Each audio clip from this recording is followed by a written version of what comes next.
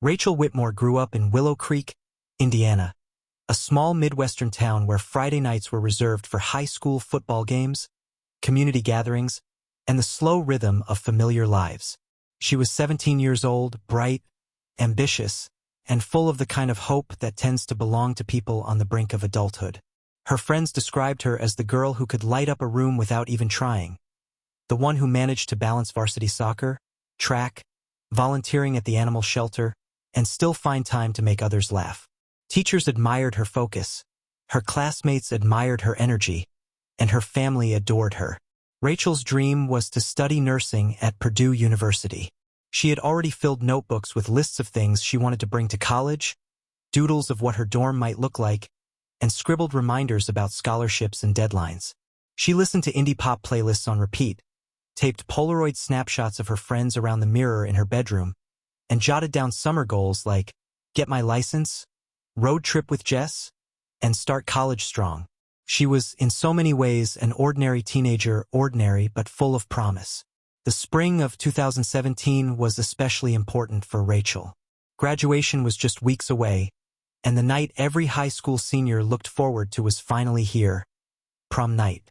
She had chosen her dress months earlier, a shimmering red gown she described in a text to her cousin as red like fire. She joked that if she ever went missing, it would be the dress people remembered her in. No one could have guessed how haunting that offhand remark would become. On May 12, 2017, the Willow Creek Community Center was transformed into a dance hall. Silver streamers hung from the ceiling, fairy lights twinkled along the walls, and a balloon arch framed the entrance where students took photos before stepping inside. Limos and SUVs lined the parking lot, spilling out teenagers dressed in tuxedos and glittering gowns. Rachel arrived with a group of 6 close friends, all riding together in a rented black SUV. She laughed easily, twirling barefoot on the dance floor when her heels began to hurt, sipping fruit punch at the refreshment table, and posing for dozens of photos that captured her smiling, radiant, seemingly carefree.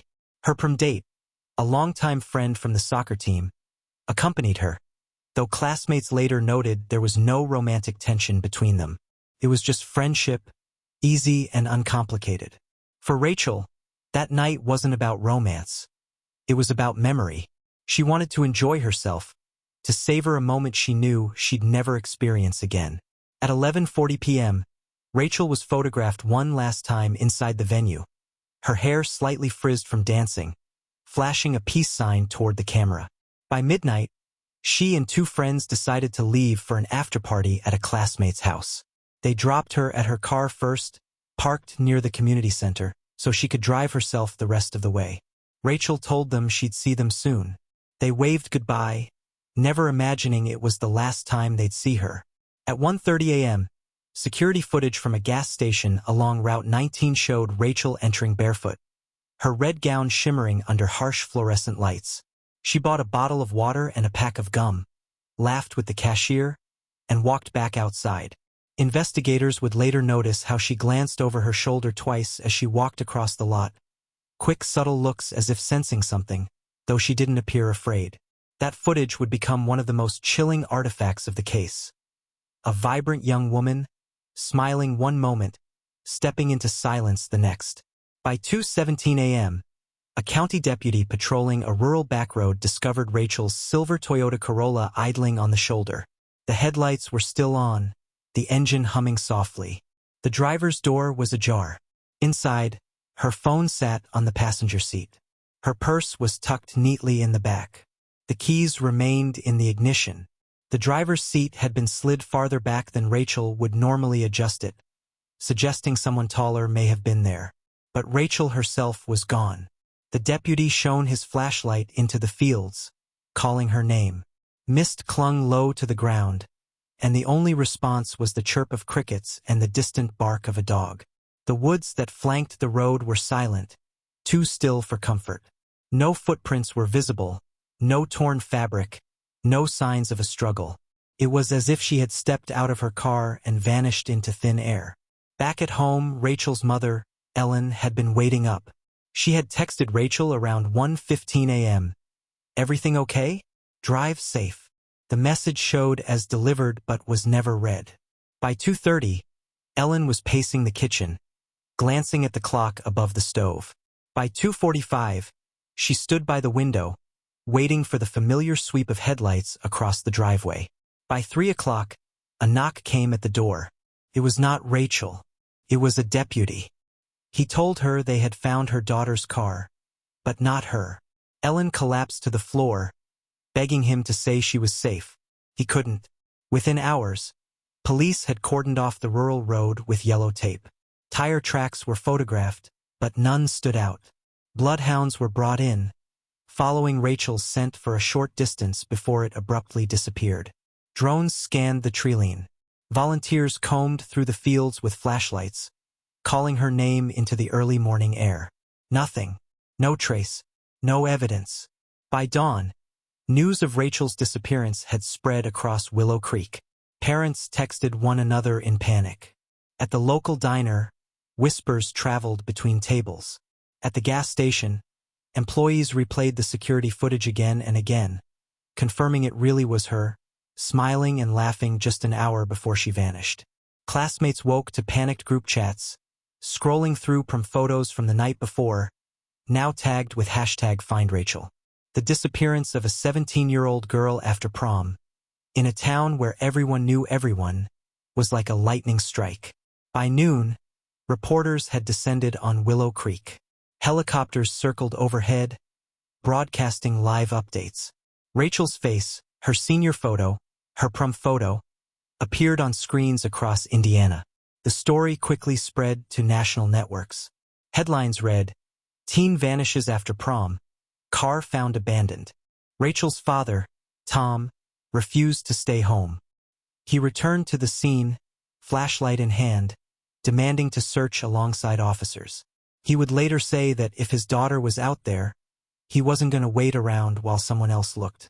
Rachel's younger sister, Emily, only 15 at the time, sat silent in the living room, curled on the couch while reporters gathered outside the house. Friends tried to comfort her, but she only whispered that Rachel had promised she could borrow the red dress for her own prom one day. That evening, hundreds of townspeople gathered at the high school football field for a candlelight vigil. The bleachers glowed with flickering flames as students held up posters of Rachel smiling in her soccer uniform. The school principal addressed the crowd, his voice heavy with grief, reminding them that Rachel was one of their own, and they wouldn't rest until she was found. Her best friend stepped forward, promising that wherever Rachel was, they would bring her home. The vigil ended with silence, broken only by sobs and the sound of candles blowing out in the night breeze. In the following days, search efforts intensified. Police canvassed the gas station and surrounding area, questioning anyone who had been on Route 19 that night. A trucker claimed he saw a girl in a red dress walking quickly toward a silver sedan around 1:35 a.m. Another man said he heard a car door slam, followed by what might have been a scream, though he admitted he had been drinking. A farmer swore he saw headlights circling near the lake just after 2 a.m. Each account gave investigators hope, but none provided concrete leads. Forensic work on Rachel's car yielded little. No fingerprints besides her own and her family's. No DNA from anyone else. The phone revealed nothing beyond unanswered texts from her friends. "Where are you? Party's starting. You good?" Her last outgoing text was to her mother at 1:12 a.m. "On my way soon." Despite the search, despite the media attention, despite the sheer number of people combing through fields and woods, Rachel was gone. The only certainty was absence. The people of Willow Creek began to understand that this was not just a late night gone wrong, not just a teenager missing curfew. This was something darker, something that would not be solved in a day or even a week, something that might never be solved at all. By the morning after Rachel's disappearance, Willow Creek was transformed. What had been a quiet town where parents still left doors unlocked and children roamed freely had become a community on edge, gripped by fear and suspicion. The discovery of her abandoned car was not just a mystery. It was a rupture in the fabric of daily life. Police worked around the clock in the first 48 hours. Detectives reconstructed her final known movements, leaving the community center around midnight, buying water and gum at the gas station at 1:30 a.m., then her car found idling less than an hour later. It was a narrow window of time, less than 50 minutes, in which something happened to erase Rachel from the world. The gas station footage was played again and again. Investigators noted how Rachel appeared calm, even cheerful, but those glances over her shoulder unsettled them. It was the look of someone who felt watched, someone who sensed they weren't entirely alone. The cashier insisted she seemed fine, laughing even, but the camera told a different story. Witnesses came forward, each offering fragments. A truck driver said he saw a girl in a red dress moving quickly toward a silver car. A farmer claimed he spotted headlights circling near the lake. Another man said he heard a muffled scream, though he admitted he had been drinking heavily. Each statement added to the chaos without bringing clarity. The more the police listened, the more the story fractured into possibilities. Forensic teams combed through Rachel's car. The engine had been running when it was discovered. The driver's seat pushed farther back than Rachel's frame would allow. This suggested someone taller may have driven. Her phone, left on the passenger seat, revealed unanswered texts piling up in the hours after she disappeared. Her purse, neatly placed in the back, looked as though she had expected to return. But she never did. No fingerprints beyond her own and her family's were recovered. No signs of struggle, no blood, no foreign DNA. Just silence. The first suspects were those closest to her. Her prom date was questioned extensively, but his phone GPS confirmed he had driven straight home after dropping her at her car. Her ex-boyfriend, rumored to have had arguments with Rachel in the past, passed a polygraph test and provided text messages showing they hadn't been in recent contact. Friends from the afterparty were interviewed, all of them shaken and insistent that Rachel never arrived. Even the gas station cashier, caught on camera the night of her last appearance, was investigated. He was cleared quickly. One by one, those closest to her were eliminated as suspects, but each elimination brought investigators no closer to the truth. By the end of the first week, it was clear the case was already slipping into dangerous territory. Media coverage exploded across Indiana, then spread nationally. News anchors replayed the gas station footage on repeat. The last image of Rachel alive burned into the minds of viewers everywhere. Talk shows speculated on what could have happened. True crime forums began dissecting the timeline. Hashtags multiplied. #FindRachel spreading across social media. Strangers posted theories from behind their keyboards, claiming to know more than investigators. For the Whitmore family, the sudden spotlight was suffocating. Ellen remained at home, clutching Rachel's senior portrait during interviews, her voice breaking as she pleaded for her daughter's return. Tom couldn't stand the stillness of the house. He returned again and again to the road where her car was found, flashlight in hand, retracing steps, convinced he had missed something. Emily withdrew into herself, overwhelmed by whispers at school, classmates staring at her as though her sister's disappearance were contagious. The town itself began to fracture under the weight of suspicion. Rumors spread like wildfire. Some insisted Rachel had staged her own disappearance, pointing to her Google search for the fastest route to Chicago. Others whispered about a black pickup truck seen circling town that night. At church, pastors preached about evil walking among them, while parents clutched their children tighter than before. The once carefree streets of Willow Creek now bristled with paranoia. Weekly candlelight vigils became routine. On Friday nights, the high school football field filled with hundreds of townspeople holding candles, singing hymns, and whispering Rachel's name. Red ribbons, in honor of her prom dress, became symbols pinned to shirts and tied to lampposts. One evening, her father spoke before the crowd, his voice cracking as he begged that whoever had his daughter return her.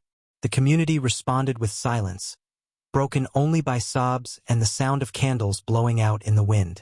As the weeks stretched into months, the search grew desperate. Dive teams scoured Willow Lake after reports of screams near the water. Volunteers dragged nets through the reeds and mud, emerging empty-handed. Helicopters scanned the woods with thermal imaging, detecting nothing but wildlife. Bloodhounds lost Rachel's scent within a few hundred feet of her car, as though she had vanished into thin air. Each failed search tightened the knot of dread around the town. By late summer, the FBI officially joined the investigation. Agents combed through Rachel's digital footprint with fresh eyes. They subpoenaed her social media accounts, digging through messages, photos, and interactions. They found ordinary teenage chatter, memes and plans for summer, but also cryptic fragments. Unknown numbers texting her late at night, her joking responses about creeps, and the voicemail she left for her friend Jessica the night before prom, saying she thought she had seen the black truck again. The voicemail, ignored until after Rachel's disappearance, became a haunting reminder of warnings brushed aside. Agents canvassed truck stops, bus depots, and highways within a 100-mile radius, suspecting trafficking as a possibility. Tips poured in from across the Midwest. A girl who looked like Rachel at a diner in Ohio, another sighting at a Kentucky rest stop, a truck driver swearing he'd seen her hitchhiking. Each tip sparked frantic searches. Each one fizzled. The year wore on, and with it, the hope of resolution began to fade. Posters of Rachel's face, once taped to every storefront, grew weathered in the sun and rain. Some tore away, leaving scraps flapping in the breeze. Volunteers stopped showing up for weekly searches. The news vans rolled out of Willow Creek, moving on to fresher stories. Outside the town, the world forgot. Inside the Whitmore home, time stood still. Rachel's absence reshaped her family. Ellen stopped cooking family dinners, unable to set a plate where her daughter should have been. Tom turned the garage into his own private war room, plastering maps and photographs on the walls, marking potential suspects with red string. Emily retreated further, her laughter gone, her grades slipping, her world narrowed to silence. By the one-year anniversary, Willow Creek gathered again, marching from the high school to the roadside where her car was found. Red roses were laid in a circle. Candles flickered against the dusk. Her mother spoke through tears, reminding everyone it had been a year since Rachel left for prom. A year since her smile filled their home. "Please," she begged, "don't let her name fade." But for many in the crowd, there was a heavy silence, a sense that the case had already gone cold. The FBI scaled back its presence, admitting privately that they were chasing ghosts. Investigators had ruled out her friends, her family, her ex-boyfriend, even strangers in passing vehicles. Each new lead dissolved under scrutiny. Each tip led to another dead end. Theories multiplied, but facts remained scarce. Rachel had vanished, and no one could say why. The weight of uncertainty seeped into Willow Creek like fog.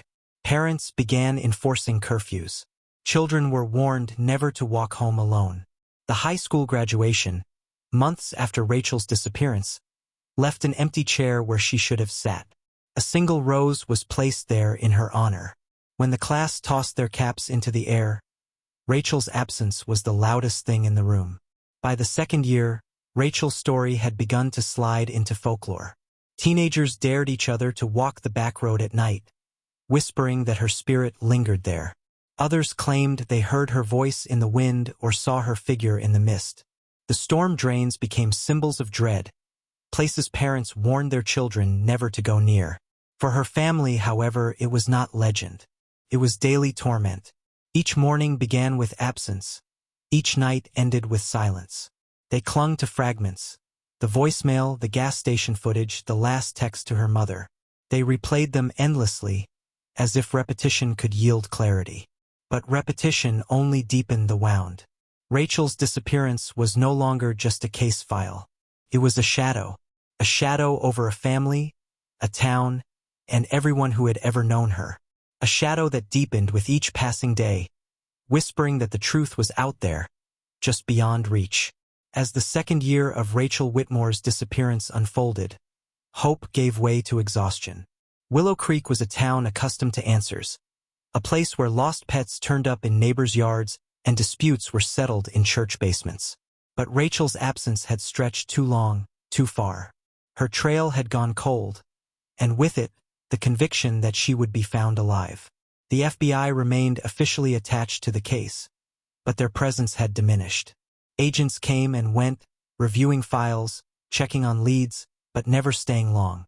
Forensic analysis was repeated, cross-checked, and triple-checked, producing nothing new. The evidence remained what it always had been. An abandoned car, a phone left behind, a driver's seat pushed too far back, and a young woman gone without a trace. Theories circulated endlessly, none conclusive. Investigators began to describe the case in private as smoke without fire.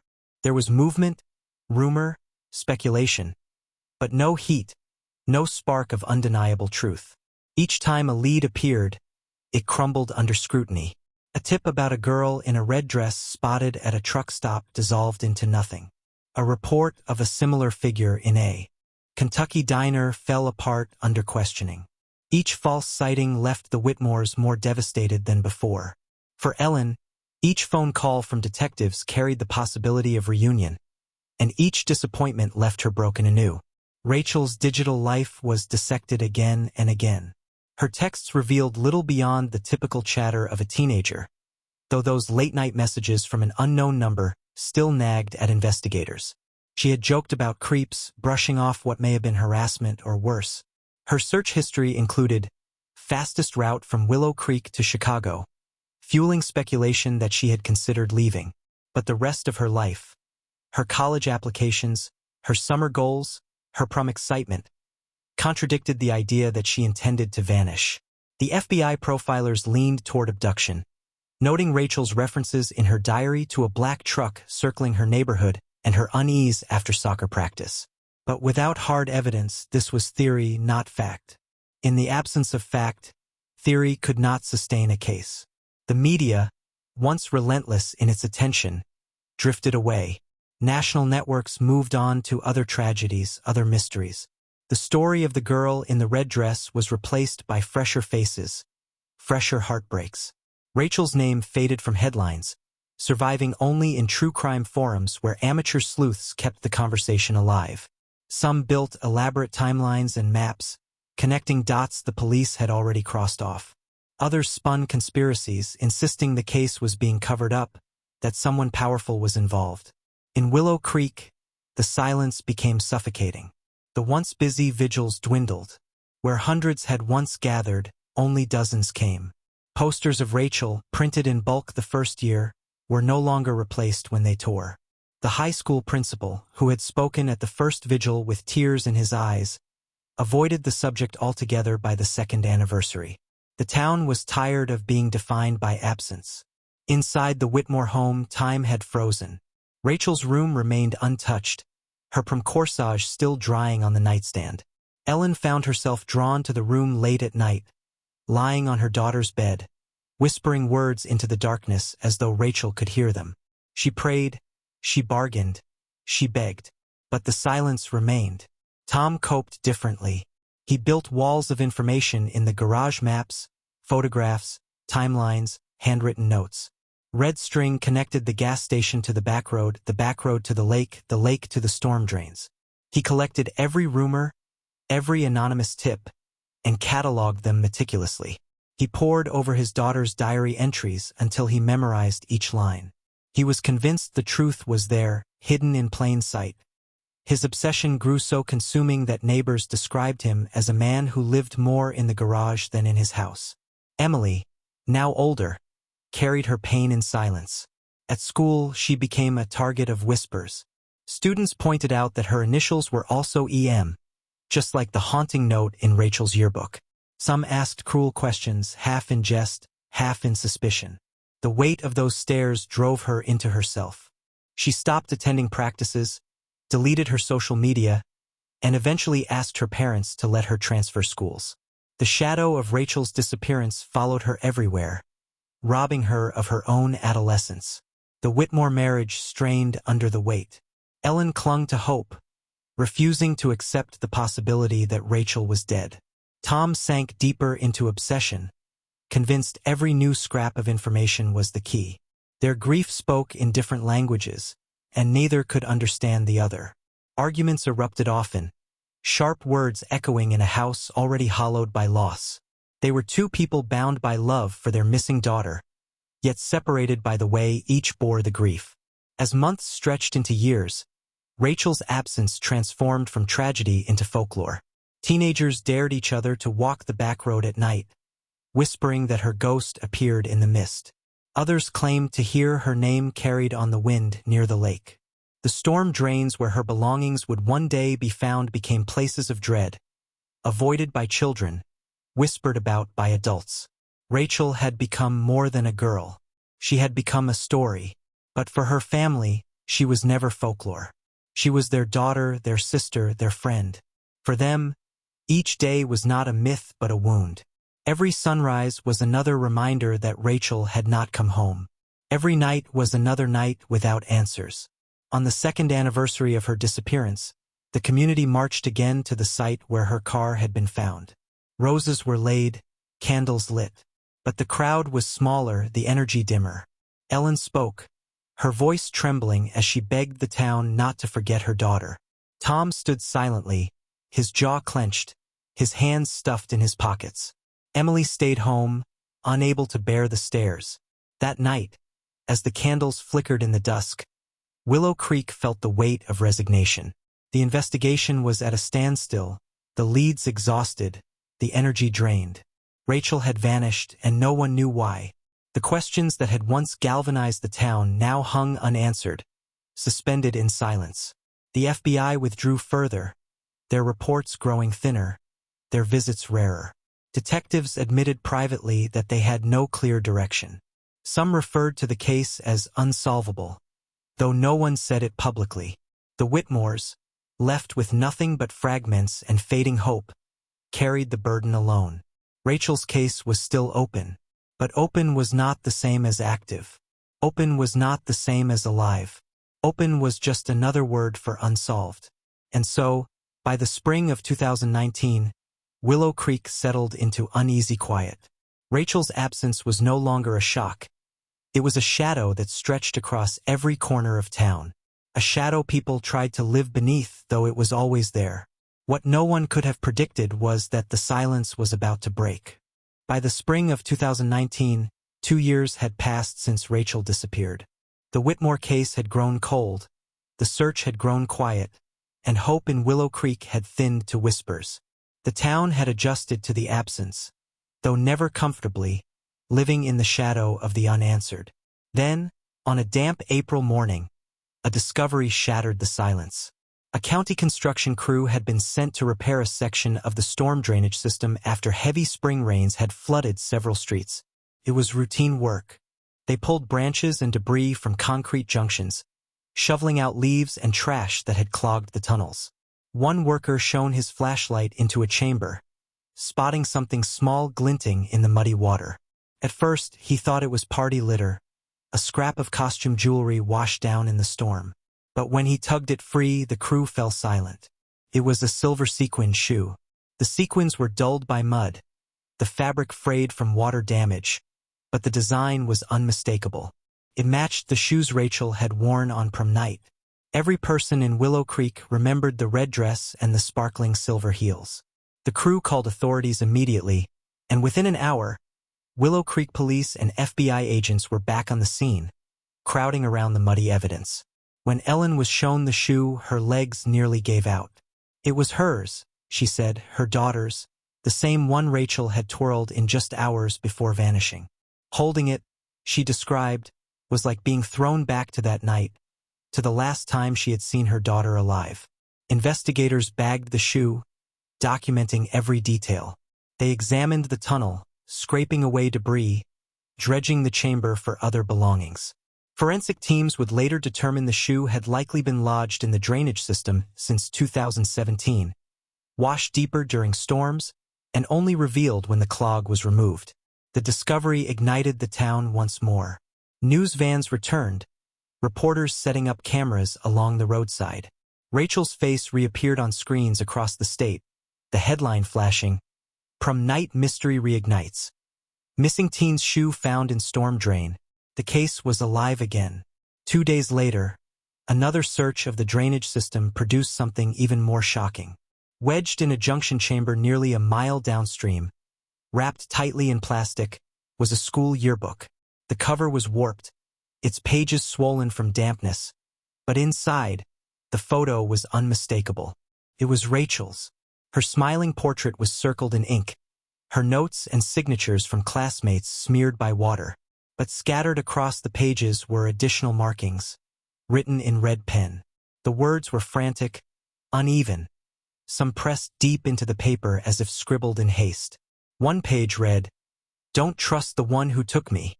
Another, "If I don't make it back, tell my dad I tried." And on a third page, a list of names, each crossed out, except for two haunting letters M. Handwriting experts later confirmed that the notes matched Rachel's style. The loops of her R's, the tilt of her T's, the pressure of her strokes.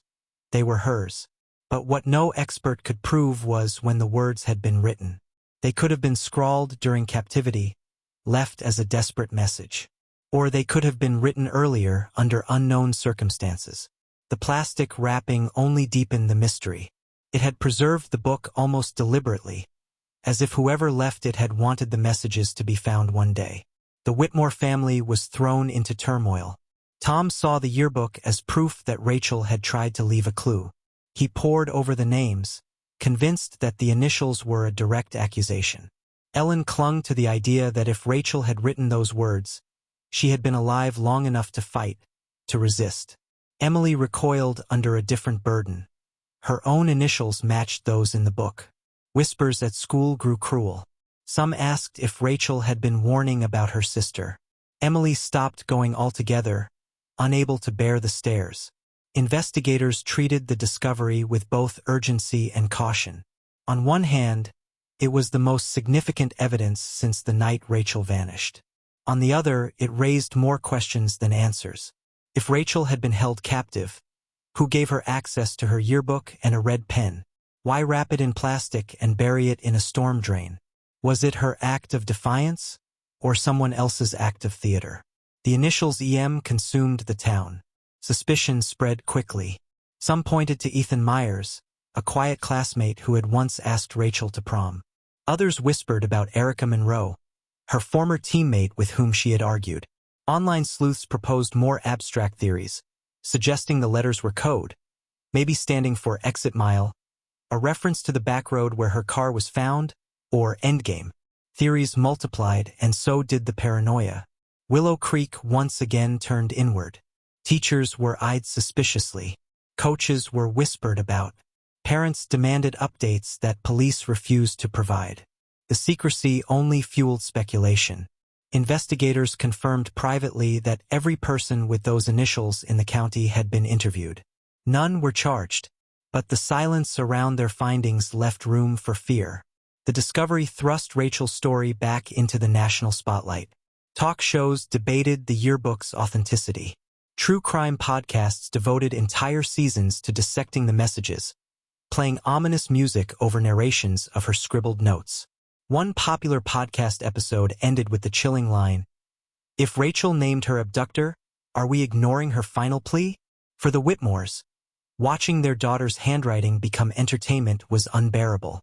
They wanted answers, not speculation, but speculation was all the world offered.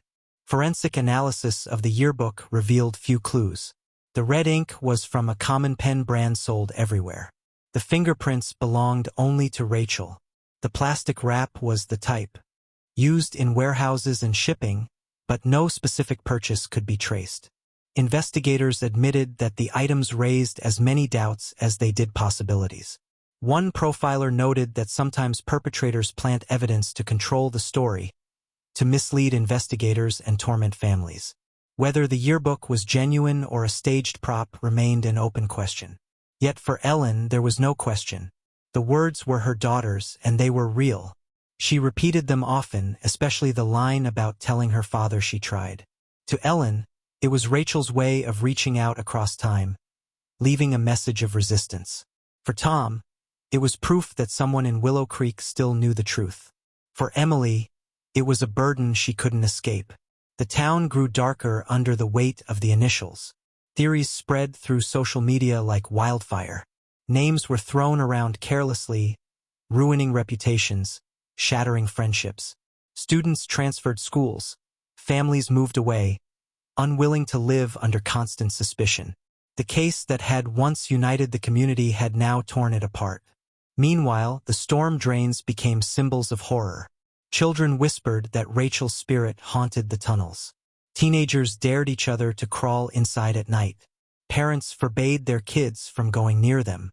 The drains, once unnoticed infrastructure, had become shrines of fear, reminders of a girl who had vanished and the chilling fragments she left behind. The discoveries revived the case, but they did not solve it. Rachel's body was still missing. Her abductor, if she had one, remained unidentified. And the yearbook, the most personal piece of evidence yet, was both proof and puzzle. Her words preserved, but their meaning locked away. 2 years after Rachel's disappearance, Willow Creek had answers of a kind, but not the kind that brought peace. They had a shoe, a yearbook, and 2 haunting letters. What they didn't have was Rachel.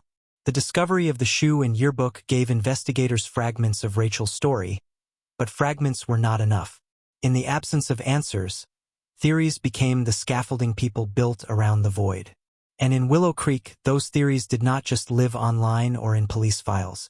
They spread through living rooms, classrooms, and church pews, dividing the community into camps of belief. Each theory carried its own weight, its own logic, and its own fear. The first and most common theory was the stranger abduction. To many, it seemed the simplest explanation.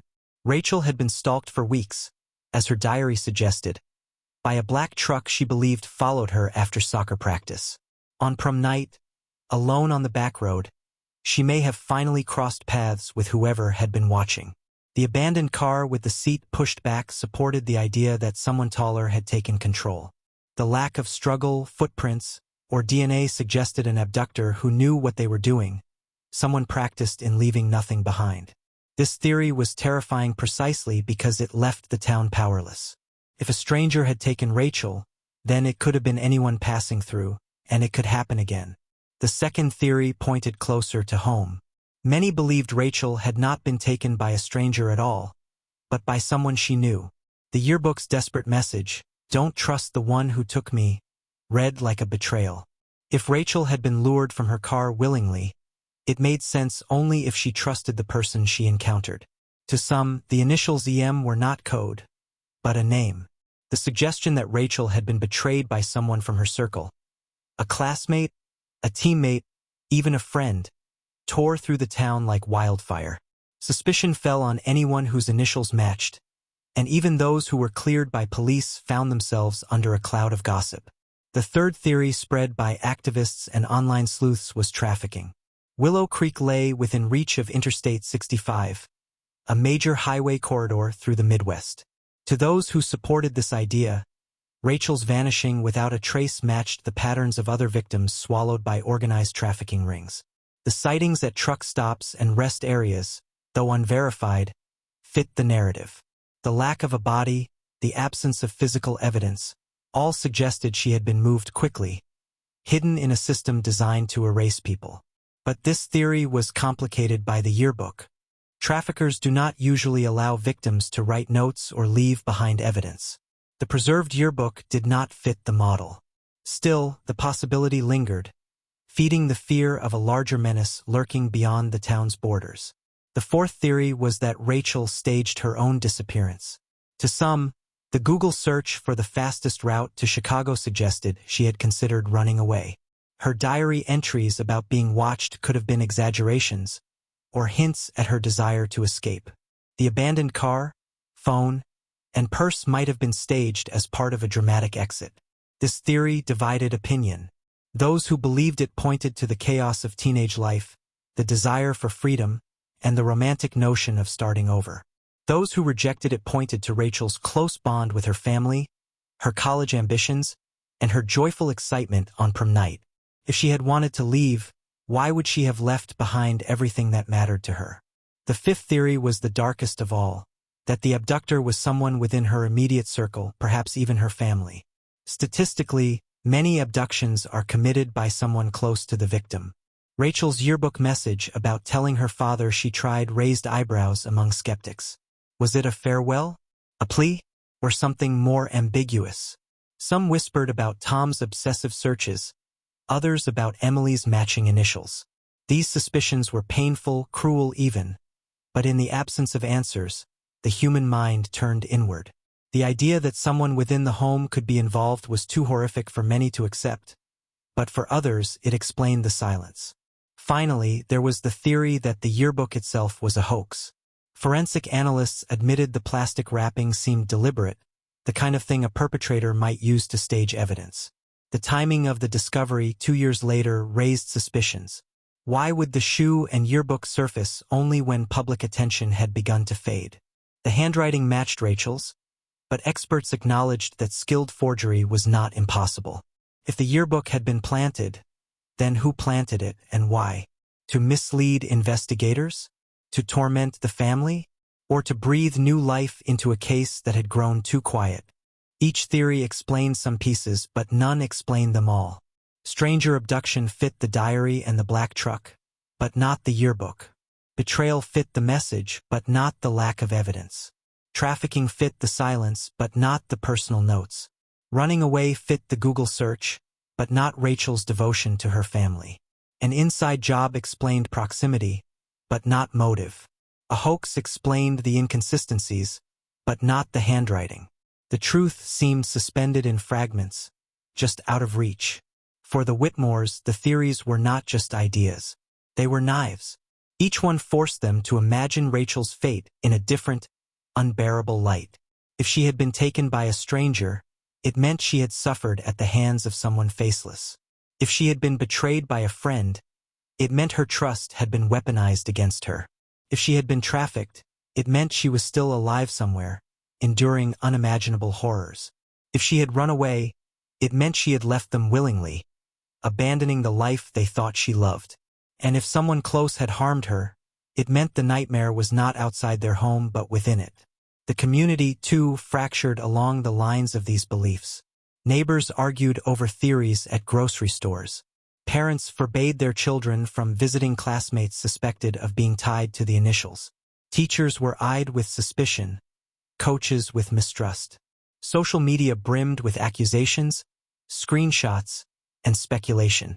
Innocent people were hounded simply for sharing initials. Friendships broke apart, churches divided, and the town's once easy trust collapsed under the weight of doubt. For investigators, the theories were both fuel and frustration. They needed possibilities to guide their search, but each one drew resources away from the others. Time spent chasing trafficking leads was time not spent reviewing betrayals. Time spent investigating the yearbook's authenticity was time not spent searching the highways. Theories became both lifelines and dead weights, guiding and misguiding all at once. Through it all, Rachel's absence remained the only certainty. A shoe, a yearbook, initials in red ink. These were fragments, not resolutions. They hinted, they whispered, but they did not answer. The truth was still buried, whether in the storm drains, in the silence of witnesses, or in the darkness of memory. By the 3rd anniversary of Rachel's disappearance, Willow Creek no longer asked only where she had gone. They asked what had happened, who had done it, and whether the town itself had been complicit in ignoring the signs. They asked whether the truth had been buried not just in drains, but in silence. Rachel's case was no longer just a tragedy. It was a mirror, reflecting fear, suspicion, and secrets back onto everyone. And in that reflection, the theories were not just explanations. They were indictments of strangers, of neighbors, of systems, of families, even of Rachel herself. The town carried these theories like weights, each person choosing the one they believed, each person clinging to their version of the truth. But in the end, the theories were just that. Constructions built on fragments, scaffolding built around a void. And in that void was Rachel, still missing, still silent, still a question without an answer. By the 4th year of Rachel's disappearance, her case was no longer just an investigation. It was a weight pressing down on her family, her town, and anyone who had ever spoken her name. The search for Rachel had been about finding answers. But what lingered more than evidence or theory was the cost of not finding them. In the Whitmore home, grief reshaped everything. Rachel's bedroom remained frozen in time, her posters still taped to the walls, her Polaroids still clustered around the mirror, her bed still neatly made. Ellen often slipped into the room at night, lying on her daughter's sheets, whispering words into the dark as if Rachel might somehow hear. She couldn't bring herself to pack away her daughter's belongings. To do so would feel like admitting defeat, like acknowledging that Rachel would never return. For Ellen, denial was not blindness. It was survival. Tom bore his grief differently. The garage became his war room, plastered with maps, timelines, and notes. Red string connected Rachel's car to the gas station to the storm drains to every EM in the county. He memorized Rachel's diary entries, convinced the truth was coded in her words. He carried her yearbook in his hands so often that the warped pages began to fall apart. His fingerprints layered over hers. For Tom, obsession was not madness. It was the only way to stay close to his daughter. Emily, who had been only 15 when Rachel disappeared, bore the quietest burden. Her initials matched the haunting letters left in Rachel's yearbook, and whispers spread quickly. Classmates whispered behind her back, some cruel enough to suggest Rachel had been warning about her own sister. Emily withdrew, erasing herself from soccer practice, from social media, from the very life she had once shared with Rachel. She transferred schools, trying to escape the shadow of suspicion, but shadows travel. Even years later, she described feeling invisible, as though she had lost not only her sister but her own identity. The Whitmore marriage frayed under the strain. Ellen clung to hope, convinced Rachel was still alive somewhere, waiting to be found. Tom believed their daughter was gone, and his obsession was not about saving her, but about solving her. Their grief clashed like two languages that could not translate. Arguments erupted in the silence of their kitchen, in the driveway, in the pews of the church. They loved their daughter equally, but they grieved her differently, and in that difference they lost parts of each other. Beyond the family, Willow Creek itself bore scars. The diner where Rachel and her friends once gathered closed earlier than it used to, the laughter gone. Parents enforced curfews with an iron hand, fear pressing into every decision. Strangers eyed one another with suspicion. The back road where her car had been found was renamed in whispers as Rachel's Road. Children told ghost stories about seeing her figure in the mist. The storm drains became places of dread, avoided in daylight, feared at night. The town was no longer a sanctuary. It was a cage of silence. For Rachel's friends, the guilt was unbearable. Jessica carried the weight of the voicemail Rachel left the night before prom, the one she hadn't answered. She replayed it again and again, haunted by the words, "Promise me you'll tell my dad." Daniel, her prom date, endured whispers that he had known more than he admitted, that he had seen something he never shared. Their group of friends, once inseparable, drifted apart, unable to look at each other without seeing what was missing. By the third and fourth anniversaries, vigils were smaller. The football field, once filled with hundreds of candles, now glowed with only dozens. The energy that had fueled early searches had dissipated into resignation. Some in town wanted to stop, to let go, to move forward. Others insisted they could never do so without answers. The division only deepened the silence. The media fed on the case when it suited them, dramatizing Rachel's last hours, reenacting her steps with actresses in red dresses, analyzing the yearbook messages with ominous music. True crime podcasts speculated endlessly, each theory dramatized as though it were the truth. For the Whitmores, watching strangers profit from their pain was unbearable. To them, Rachel was not content. She was their daughter. Guilt lived in every corner of the family. Ellen regretted not picking Rachel up herself after prom. Tom regretted every argument about curfews, every moment he had told her no. Emily regretted teasing her sister just days before, dismissing her fears about the truck she thought was following her. Each carried their own weight, each lived in a prison of what-ifs. At holidays, Rachel's absence was loudest. A chair left empty at Thanksgiving. A birthday cake uncut on the counter. Christmas mornings where her laughter was missing from the living room. The Whitmores left her chair at the table every year, sometimes with a candle burning, sometimes with silence. By 2022, Rachel had been gone for 5 years. Her case was still open, but open meant unsolved. The shoe and the yearbook remained the only new pieces of evidence. No body had been found. No arrests had been made. The initials EM continued to hang over Willow Creek like a curse. For some, the lack of resolution was unbearable. For others, it was inevitable. Theories hardened into personal truths. Some swore she had been abducted by a stranger. Others believed she had been betrayed by someone she trusted. Still others clung to the trafficking angle, insisting she was alive somewhere. Each theory explained fragments. None explained everything. What lingered most were the symbols. The shoe, meant to carry her forward, found discarded and lost. The yearbook, meant to capture youth and promise, warped and smeared with frantic ink. A list of names crossed out, a future erased. In the end, the cost of Rachel's disappearance was not just the loss of one life. It was the unraveling of many. Her family fractured, her sister silenced, her friends burdened with guilt, her town divided, her name transformed into folklore, her story twisted into legend. And yet, her absence remained the loudest truth.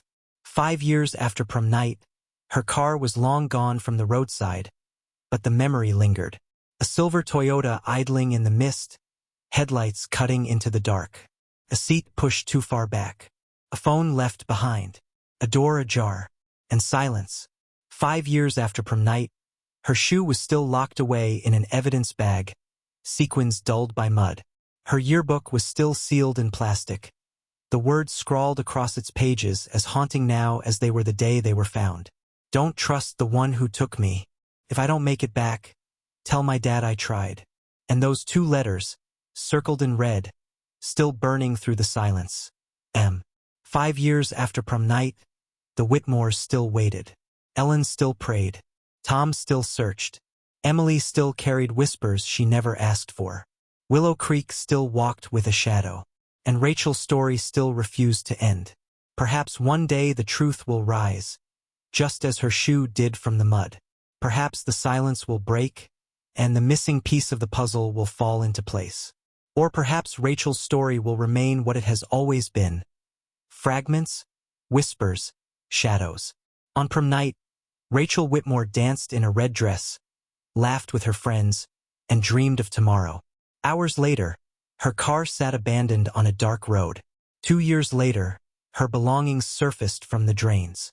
But Rachel herself has never been found. And that is where the story ends, for now, not with answers but with absence.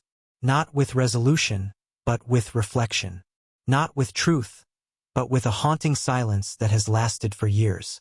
Because sometimes the scariest part of a mystery is not what we know. It is what we never will. If you have any information about the disappearance of Rachel Whitmore, contact the FBI tip line at 1-800-CALL-FBI. Do you believe Rachel was taken by someone she trusted, or by a stranger? Leave your thoughts in the comments. Subscribe for more haunting mysteries like this one.